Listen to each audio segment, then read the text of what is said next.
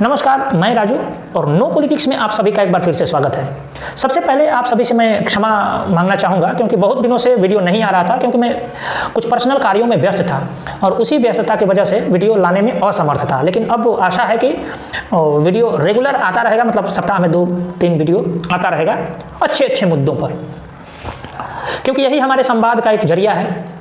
और आज मैं इसलिए उपस्थित हुआ हूँ क्योंकि पिछले कुछ दिनों से बहुत ही एक अलग तरीके का वातावरण देश में क्रिएट किया जा रहा है और वो सभी द्वारा क्रिएट किया जा रहा है। और वातावरण क्या क्रिएट किया जा रहा है, मैं पूरे तरीके से खोल कर कहूँ तो हिंदुओं के जो जितने भी मूल बिंदु हैं, जो उनके मूल सिद्धांत हैं, जो उनके कोर फिलॉसफी है, उस फिलॉसफी के ऊपर ही चोट किया जा रहा है।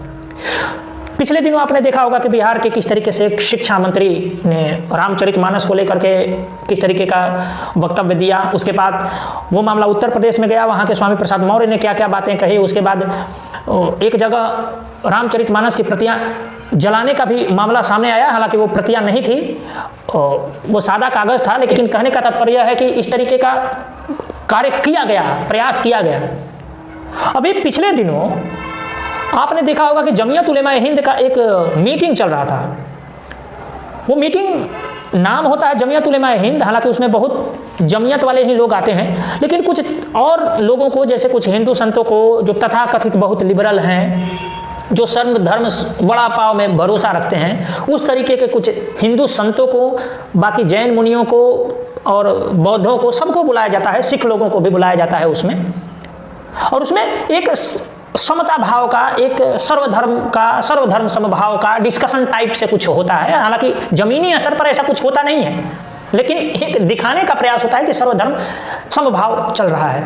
उसी दरमियान में जमीयत उलेमा हिंद के चीफ जो हैं वो मौलाना अरशद मदनी ने कुछ इस तरीके का वक्तव्य किया, जो मैं वक्तव्य इस वीडियो में मैं आपको दिखा नहीं सकता, क्योंकि एक हिंदू होने के नाते आपकी भी भावनाएं आहत हो रही होंगी, या आपने कई जगह वो वीडियो देख भी लिया होगा और हमारी भावनाएं भी आहत हो रही हैं, इसलिए मैं वो वीडियो दिखाना नहीं चाहूँगा। लेकिन उसका जो लब्बो लुबाव है वो ये है कि वो सनातन को, वो हिंदुओं के मूल परंपरा को इस्लाम से नीचा दिखाने का प्रयास कर रहे थे।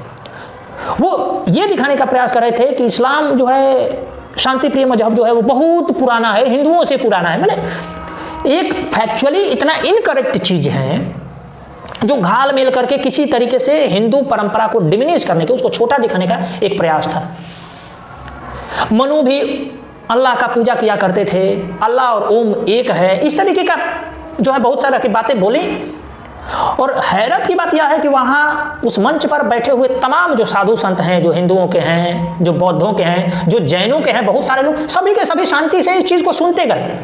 लेकिन जब एक जैन मुनि के बोलने की बारी आई, लोकेश मुनि, तो लोकेश मुनि ने क्या कहा, आप खुद उन्हीं के शब्दों में सुन लीजिए।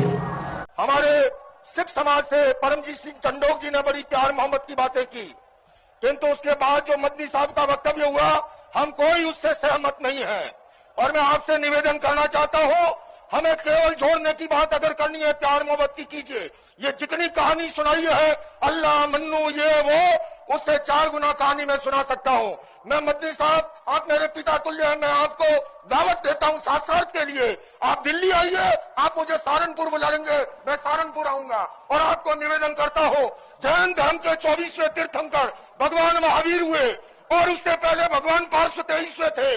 अरिष्टनेमी जो है योगीराज कृष्ण के चचेरे भाई थे, किंतु याद रखिए उससे पहले तीर्थंकर भगवान ऋषभ थे, जिनके पुत्र भरत और बाहुबली के आधार पर इस भारत देश का नाम पड़ा है। आप ऐसे नहीं मिटा सकते। आपने जो बात कही है, मैं सहमत नहीं हूं, और मेरे सारे सर्वधर्म के संत कोई इससे सहमत नहीं है। हम केवल सहमत हैं, आपस में मिलजुल के रहे, प्यार से रहे, मोहब्बत से रहे। और इसके सिवा ये जो कहानी ओ मन्नू अल्लाह उसकी औलाद, ये फालतू की बातें है, सारा पलीका लगा दिया एकता के सद्भावना के सम्मेलन को। आप लोग तशरीफ रखिए। देखिए,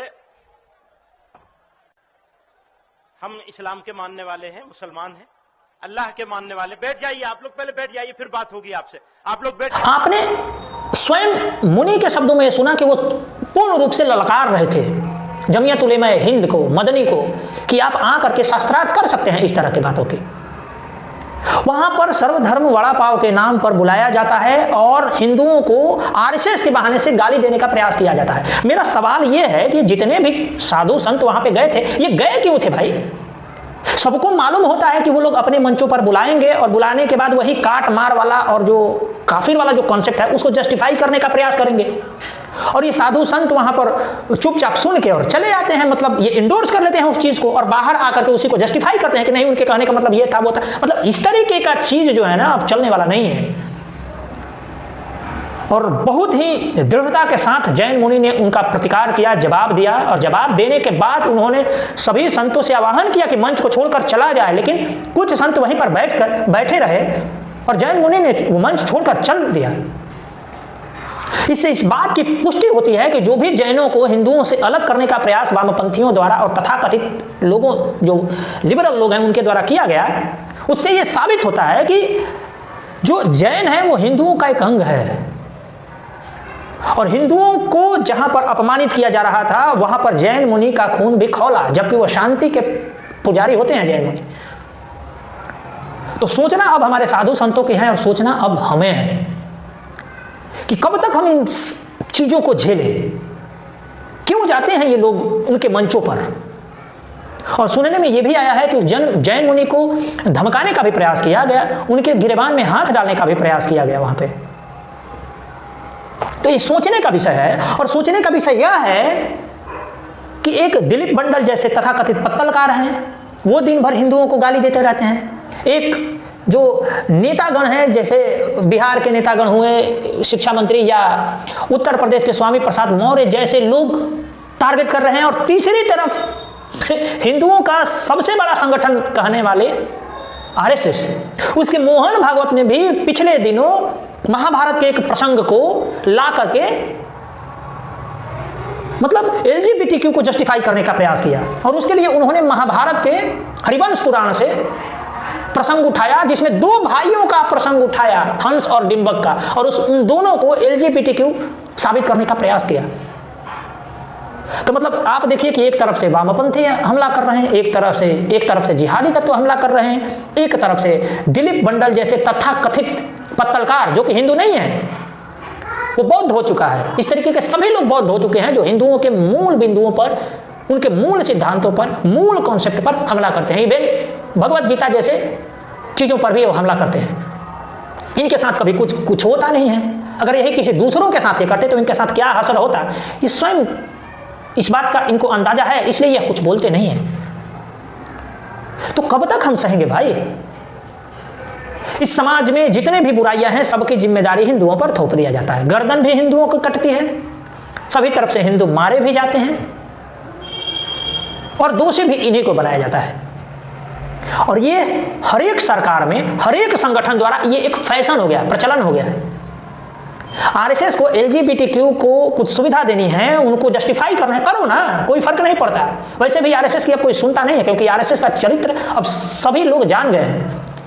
अब आरएसएस पर सवाल हिंदू भी पूछने लगे हैं। पहले इनके बातों को सुन करके हिंदू आगे बढ़ जाया करते थे, लेकिन अब सभी का प्रतिकार किया जा रहा है, चाहे वो सोशल मीडिया हो या सभी जगह से। तो ये अब ज्यादा दिनों तक चलेगा नहीं। सर्वधर्म वड़ा पाव के नाम से जो बिकता था वो चलेगा नहीं। और मैं तो ऐसे साधु संतों से भी इस बात का गुहार करना चाहूंगा कि आप ऐसे मंचों पर जाते क्यों हैं भाई? ऐसे मंचों पर क्यों जाते हैं? अपनी भद्द पिटवाने? क्यों आप उन लोगों को इंडोर्स करते हैं जो आपको नीचा दिखाने का प्रयास करते हैं, जबकि उनका इतिहास मात्र 1400 साल पुराना है और हमारे यहाँ 2500 बरस पहले की मूर्तियां हैं, मंदिरें हैं। अभी मक्का मदीना में 8000 साल पहले का मंदिर मिला है। ये क्या हमें सिखाएंगे कौन पुराना है कौन नया है?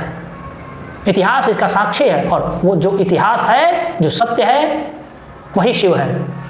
नमस्कार।